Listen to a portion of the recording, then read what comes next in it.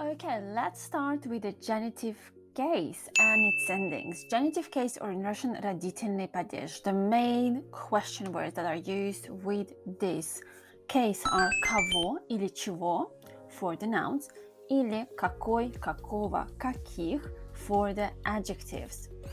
So how to form a genitive case? This is what we're going to have a look first, and then we're going to have a look in more detail when do we actually need to use genitive case. So to be able to form genitive case in Russian language, you need to know a set of endings that you have to replace the nominative endings with. And these are the different set of endings depending on the gender of the noun and whether the noun is in singular or plural form. And of course, don't forget that nouns, adjectives, as well as the pronouns and numerals have a different set of endings, so they will look differently. Now, first of all, let's have a look at the feminine nouns and adjectives in singular form. So, feminine nouns. In nominative case, for example, we have это сестра. So the noun сестра, ending with the a. So all the nouns that are feminine ending with the a in nominative case, in genitive case, will have the form нет сестры. So the ending is a hard ы. Then we have another example, which is это история. So feminine noun история. So ия ending in the nominative case, which mean that in genitive case, this noun will have the form нет истории. So истории. So it becomes double E at the end. And then another example for the feminine noun in singular is the nouns ending with a soft sign. For example, вон, тетрадь, тетрадь, ending with a soft sign, feminine noun. And in genitive case, it will have the form нет тетради, so a soft E. But remember that some of the nouns that have stem ending with a consonant, with a soft consonant, k, g, h, ch, zh, sh, or sh, will mean that instead of having the hard u ending, they will have a soft e. For example, подруга. So the stem of the noun ends with a soft consonant g, and therefore in genitive case, the ending is actually a soft e. So подруги, нет подруги, and not the hard e. The same goes for sumka, sumka. So the stem of the noun ends with a soft consonant k, and this means that for genitive case, the ending is going to be sumki, so a soft e. Also for dacha, so ch, another example of the noun ending with a soft consonant, which means that the ending for the genitive is dachi, нет, dachi, so a soft e ending. And now let's have a look at the adjectives. So the adjective endings in singular for the genitive case. Now for adjectives, it's slightly simpler because we have just two set of endings. Let's have a look at the first example. Большая машина. So большая, ending ая, for the feminine adjective in nominative case becomes in genitive нет большой машины. So большой, the ending is ой. So the ending ая from nominative case becomes in genitive the ending ой. And then the soft ending for the adjective is in nominative case летняя шляпа. So double я, летняя, becomes летней. So the ending a, the soft ending, нет летней шляпы. But also here, you need to be careful because some of the adjectives which have the stem ending with either ch, zh, sh, or sh can have either the ending oi or a, and that determines where the stress goes. Let's have a look at the examples. Большая комната, большая комната, нет большой комнаты. So if the stress goes on the ending, then the ending is going to be ой, большой комнаты. And another example is горячая вода, горячая вода, нет горячей воды. So the ending a. The ending a is when the stress of the word is actually on the stem of the noun, of the adjective. So горячей.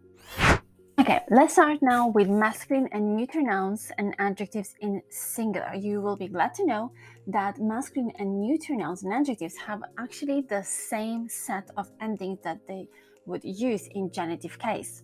Let's have a look first for the nouns. In nominative case, we have the example есть телефон. Телефон, masculine noun, ending with a consonant, which in genitive case becomes нет телефона. So we are adding an ending a because it ends with a consonant that it has a zero ending in nominative case. Another example is есть окно. So neuter noun ending with o in genitive case becomes нет окна. So the ending o is replaced with the ending a for genitive. And then the second group are the nouns that are masculine ending with y, like in the example есть трамвай. That in genitive case becomes нет трамвая. So the ending y is replaced with я.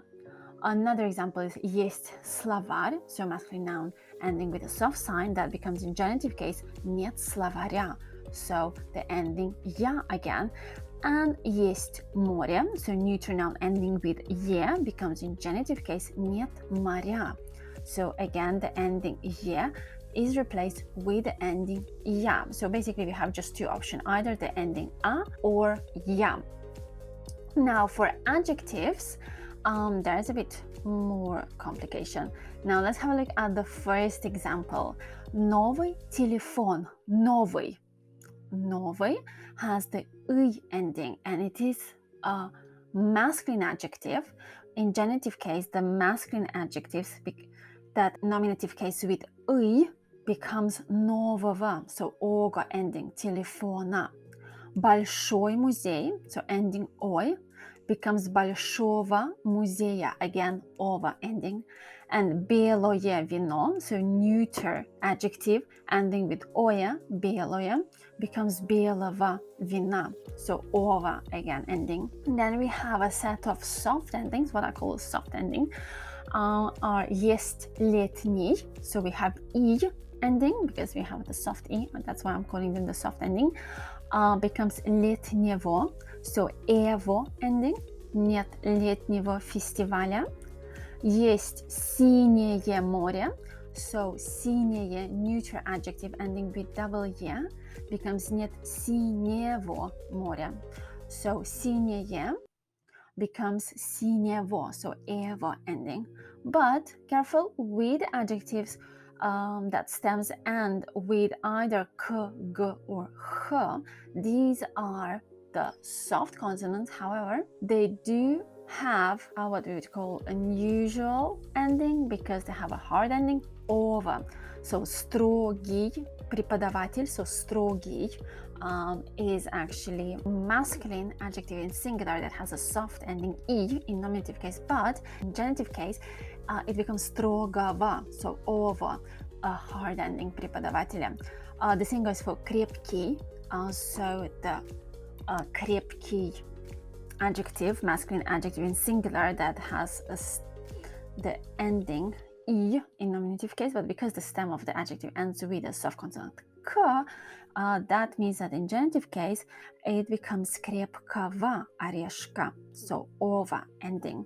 Okay, and now let's have a look at the feminine nouns and adjectives in plural. So if the feminine noun in singular ends with a, like an example есть комната, then in genitive case for plural that becomes нет комнат. So you can see that we are getting actually rid of the ending a. If the feminine noun in singular ends with a soft sign like есть тетрадь, then this becomes in the plural нет тетрадей, so the a ending. If the feminine noun in singular ends with ия, like есть история, then this in plural becomes нет историй, so и ending. And if the feminine noun in singular ends with я, like есть кухня, then this becomes in plural нет кухонь, so the ending я is replaced with a soft sign. And here we also have actually irregular stem of the noun because you can see that between the consonants h and n we got the vowel o. Now, what happens with the adjectives in plural in genitive case? There are two sets of endings. So if the feminine adjective in singular ends with aya, like красивая картина, then this means that for genitive case it will become красивых картин. So the ending aya is replaced with the ending их. And if we have a soft ending feminine adjective in singular, like летняя шляпа, so double ya ending, then it means that this adjective in plural in genitive will become летних шляп, so их ending. And remember that stem of the adjectives ending with soft consonant k, g, ch, zh, sh, sh have a soft ending in genitive case, so it's их. Like большая комната becomes нет больших комнат. Горячая тарелка becomes нет горячих тарелок. Yeah, as you can see here, even though they have the ending aya in the singular, so feminine adjective in singular has the ending aya in nominative case, then this becomes the ending ich in the genitive case because it is the soft consonant. So the stem of the adjective ends with a soft consonant. It's one of those 7 soft consonants: k, g, ch, zh, sh, sh. And the last bit that we'll have a look in terms of the endings are the masculine neuter nouns and adjectives in plural. Now let's have a look at the nouns first. If the noun is masculine and ends with a consonant in singular in nominative case, like есть телефон, then this in genitive case becomes нет телефонов. So the ending of is added to the noun. If the noun is neuter and ends with o in singular, like есть окно, then this becomes нет окон. So it becomes a zero ending. Either here окно is slightly irregular one, and you can see that between k and n, we are adding the vowel o. If masculine noun in singular ends with y, like есть трамвай, then this in genitive case for plural becomes нет трамваев. So the ending y is replaced with ev. If the masculine noun ends with a soft sign like есть словарь, then this in genitive plural becomes нет словарей. So the soft ending, soft consonant, is replaced with a. And if neuter noun in singular ends with ye, like есть море, then this for genitive case in plural means that it will have the ending a, нет морей. So the ending ye is replaced with a. And let's have a look now at the adjectives. What happens with adjectives? We only have 2 set of endings for adjectives. It's either uch or ich. So it will be either hard u or soft i, ich, that we'll be using. So for the adjectives that in nominative case ends with ich, like новый телефон, a masculine adjective, that becomes новых телефонов, so the ending is их. Большой музей, so the ending ой becomes больших музеев. Then we have белое вино, so the adjective ое, белое neuter adjective becomes белых вин, so их ending. And if we have soft ending with adjectives in nominative case for singular, like есть летний фестиваль, so и летний фестиваль, that becomes нет летних фестивалев, их летних. And then есть синее море, so the neuter adjective ending with double e in singular becomes нет синих морей, so их ending. Remember that stem of the adjective ending with the soft consonants k, g, h, ch, zh, sh actually will require that you need to use a soft ending in genitive case. So строгий преподаватель becomes строгих преподавателей. Крепкий орешек becomes крепких орешков.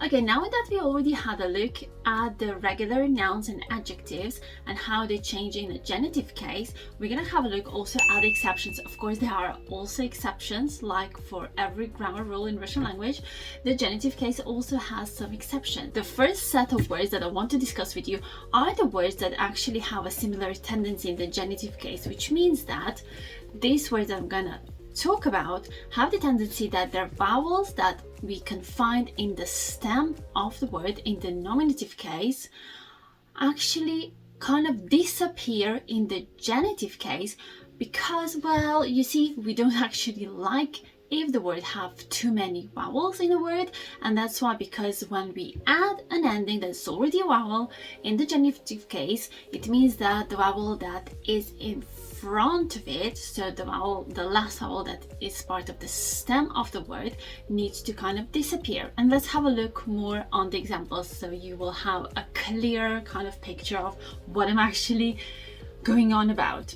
So the first word that we can have a look at how it acts in the genitive case is, and you can see that din ends with a soft sign, and this soft sign is replaced with ya when it is kind of changed in the genitive case. But the vowel e disappears from the stem of the word. So it disappears. It's no longer there in genitive case. So din becomes dня. Let's have a look at more examples. Son becomes sna. So the vowel o also disappears. Лёд, льда. And then this yo is actually replaced with a soft sign here. Угол, угла. So o again disappears. Рынок, рынка. So o in рынок disappears. Подарок, подарка. So o again disappears. Also, you can see the tendency that the o that's actually at the end of the word in nominative case, we don't really pronounce it like wide o. It's more like half a sound of the o. If you рынок или подарок, yeah, it's not подарок or рынок, yeah, and this short o sound disappears when we actually change the form of this noun in genitive case. Also, we have потолок, потолка, замок, замка, замок, замка. And you can see that the tendency actually here, we can see that all the words that end in ok, and when we change them in the genitive case, you can see that this o from the nominative case disappears when we change this word into the genitive case. Let's have a look at more examples. Певец, певца, перец, перца, палец, пальца, иностранец, иностранца. Can you see that all these words actually that I had mentioned have the same kind of pattern because they all end with ets, and this vowel ye that is at the end in the nominative case disappears when we change the word for the genitive case. So don't worry, you will get hang on it and you will kind of memorize it bit by bit whilst you will getting to know the Russian language a bit more in detail. Okay, the second part of this video, as I promised, is we're gonna discuss in more detail when do we use a genitive case. So the first thing to remember is that the question words that are associated with this case is кого или чего нет.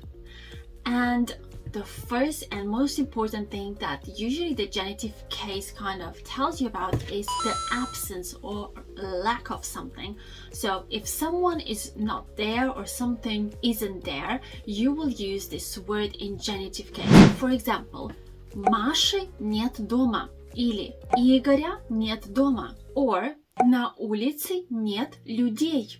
And then the noun люди, which is the nominative form of the word, goes into the genitive, and the genitive form of the noun люди is людей. Or у Маши нет машины, нет чего, машины. So машина is in nominative case, but машины, this is already the genitive case.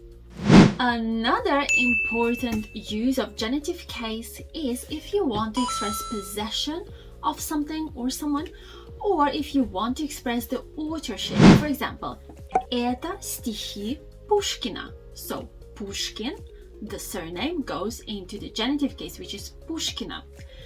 Это собака Юли, or это кот моей бабушки. And then the third important use of the genitive case is when in English you would use a phrase that includes the preposition of. This phrase will usually be translated with a genitive case. Let's have a look at some examples. Министр иностранных дел или Министерство обороны. So the noun оборона goes into the genitive case and the form of it is обороны. Okay, another very important use of the genitive case is when you're using indefinite quantifiers. So indefinite quantifiers need to be followed by the noun or adjective or pronoun in the genitive case.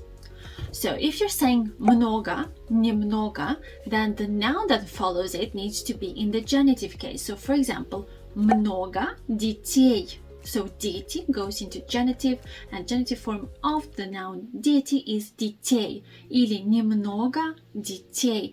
The same goes for the indefinite quantifier мало или не мало. Мало хлеба или мало сахара. Or if you're using another quantifier like несколько лет or несколько чашек. Another example is достаточно или недостаточно. Достаточно молока, недостаточно молока. So молоко goes into the genitive case, which is молока. Also with the question сколько. Сколько денег? Сколько рублей? So рубли goes into genitive form, рублей. We also use the genitive case if we are using the verbs хватит или хватать. Хватит или хватать, so the imperfective form of the verb means to be enough. Нам не хватит времени доехать до вокзала. Или им хватает денег только на оплату коммуналки. So, им хватает чего? Денег. So, деньги goes into genitive case, денег. Also remember that certain prepositions require the use of genitive case. So when you see a certain preposition, you will know that next to this preposition, you need to use the noun, the adjective, the pronoun in their genitive form. So let's have a closer look at them. The first such preposition is preposition у. У means next to or by, which is also used in the construction у меня, у тебя есть что-то. For example, у меня есть сестра или у тебя есть брат. Or in the context when it means that something is next to or by this object, у машины. У стола стоит корзина. The second important preposition to remember is для, which means for. Эти цветы для мамы. So, мама, nominative form, goes into the genitive form, which is мамы. Another important preposition to remember is which means from or of. Я из России. Она из Словении. Моя куртка сделана из кожи. Also the preposition от, which means from. От кого ты получил письмо? Мы получили письмо от Кати. So Катя goes in genitive case, which is Кати. And the preposition без, which means without, also needs next to it the noun, adjective, pronoun in the genitive case. Без means without. Пожалуйста, перепишите это письмо без единой ошибки. Okay, this kind of rounds up the prepositions that actually require the genitive case next to them. And then we're gonna have also a closer look at certain verbs. So there are certain verbs that require the use of genitive case. Let's have a look at them now. So such verbs are добиваться или добиться, which means to achieve or to obtain. Она добилась огромного успеха благодаря помощи своего брата. Also the verb желать или пожелать, which means to wish or to desire. Я желаю вам счастья.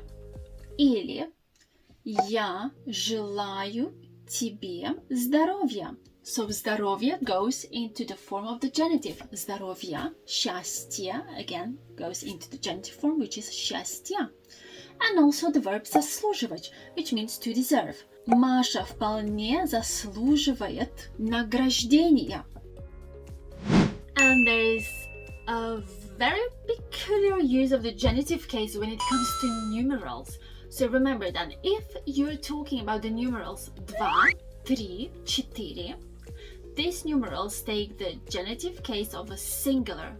And also all the numbers except of the teen numbers, like 12 to 14, take also the genitive case in a singular. Let's have a look. For example, 2 стула, 3 стула, 4 стула. Or 22 стула, 23 стула, 24 стула. Also 32 стула, 33 стула, 34 стула, and so on. So you can see the pattern. So always when you see the numerals 2, 3, 4, it means that it will need to use the genitive case of singular. But all the other numerals, so from 5 onwards, 5, 6, 7, 8, 9, 10, needs to kind of take the genitive case of plural. For example, 5 стулов, 6 стулов, 7 стулов, 8 стулов, 9 стулов, 10 стулов, 11 стулов, 12 стулов, and so on. So all the teen numbers will also have the genitive of the plural. And again, everything that is kind of the number like 25, 26, 27 will also require the genitive plural. So 25 стулов, 26 стулов, 27 стулов, 35 стулов, 36 стулов, 37 стулов, and so on. So you can see the pattern. So whenever you see the numerals 5, 6, 7, 8, 9, 10, and anything, the numeral that is composed of these numbers, you need to remember that you need to use the genitive case in plural. Plural. And lastly, a very important thing to know about the genitive case is that there is such a thing as the partitive genitive case. So we use the partitive genitive case that has actually a set of different endings to the normal endings that we use for the genitive case. And when do we use this partitive genitive case? So this partitive genitive case is important when you want to say that you had a part of something. So for example, он съел хлеба или он выпил молока. It means that he had some milk, he had some bread, so he hasn't eaten the entire bread, or he hasn't drank the entire milk that there is in the fridge. So the idea is that when you want to emphasize that you only have a part of something, you need to use this partitive genitive. But as I mentioned, that some of the nouns have actually a different partitive form in genitive, and let's have a look at these exceptions. Let's have a look at our first noun, which is look. The normal genitive form of look in the genitive case is luka, but the partitive genitive is luku. Another one is сахар. So the normal genitive of the noun сахар is сахаром, but if I want to use the partitive genitive, is сахару. Another very useful one is chai. If I'm talking about the normal regular genitive for the noun chai, the form of it is chaya, and when it is the partitive genitive, is actually chayu. Then there is soup. The normal genitive is supa, and then the partitive genitive is supu. And tabak, a regular genitive form is tabaka, but the partitive genitive is tabaku. So these are the most common nouns that have a different ending for the partitive genitive compared to their normal genitive, and this is the distinguish, and this is the distinction that you need to make when you're forming a sentence, whether you want to say that you had only a part of something or did you have the entire thing. If you have any questions regarding the other cases, or in particular the genitive case, make sure you leave me a comment and I would gladly reply to you. Don't forget to hit the like button and subscribe to my channel so that you don't miss your next lesson on Russian language. If you want to improve your Russian grammar or vocabulary, make sure that you do subscribe to my channel. And see you in my next one. Пока-пока!